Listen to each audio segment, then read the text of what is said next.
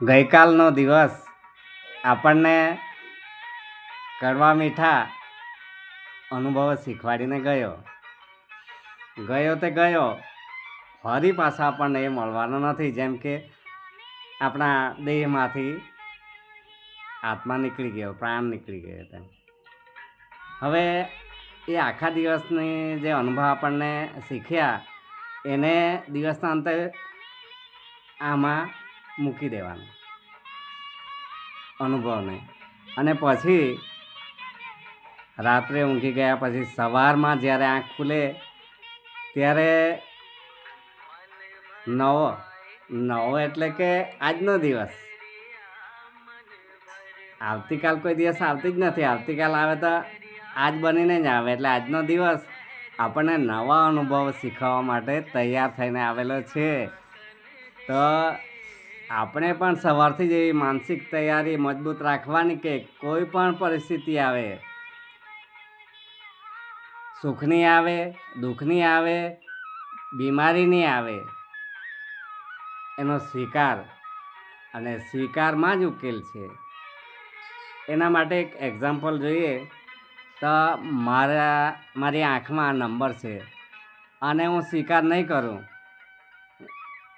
કે મારા નંબર નથી, તો મને જ્યાં આંખો દેખાય હું વાંચી શકતો નથી. અને સ્વીકાર કરી લઉં તો જુઓ ઉકેલ મળી ગયો ને. આમ સ્વીકારમાં ઉકેલ. હવે આજના દિવસમાં જે અનુભવ આપણને શીખવાડે એ શીખીને ગઈકાલની જેમ જે ગઈકાલની થેલીમાંથી જરૂરી છે તે આપણે લઈ લેવાનું અને નવી થેલીમાં, આજની થેલીમાં નાખી દેવાનું, અને જે બિનજરૂરી છે કંઈ જ કામનું છે એને ડસ્ટબિનમાં નાખી દેવાનું. આમ દરરોજના અનુભવની ઠોકરોની એક સીડી બનાવીએ અને એ સીડી પર ધીમે ધીમે આગળ વધતા જઈએ. એક જ દિવસે સફળતા નથી મળતી. સફળતા મેળવવા માટે અનુભવની ઠોકરોના એક સીડી બને, અને એ સીડી પર આપણે ચાલતા ચાલતા આગળ વધીએ ત્યારે આપણને સફળતાના શિખર પર પહોંચાય છે. પણ વાર લાગે, ધીરજ રાખવી પડે.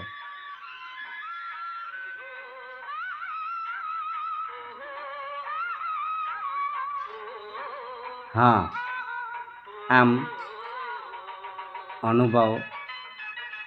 સ્વ અનુભવ ખૂબ જ શીખવાડે છે.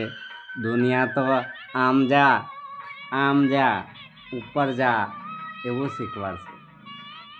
એટલે પોતાનો અનુભવ, સ્વ અનુભવ જ જિંદગી જીવતા શીખવાડે છે. મારી જિંદગી, નિર્ણય મારો, પરિણામ ભગવાનના હાથમાં. હા, એક વાત બીજી કહેવાનું છે કે આવી તો ખરી પણ મોડી આવી. એ વળી કઈ ભલા સમજણ તેઓ પાછી બધી જ તો નહીં હોય કે થોડી ઘણી સમજણ આવી હોય એવું લાગે. 8 વર્ષે પાછી આવી થોડી ઘણી. તો ચાલો હવે પછી આ રીતે જેમ જેમ સમજાય, અનુભવો થાય તે પ્રમાણે જિંદગીના પથ પર ચાલતા રહીએ. ભગુ પટેલ,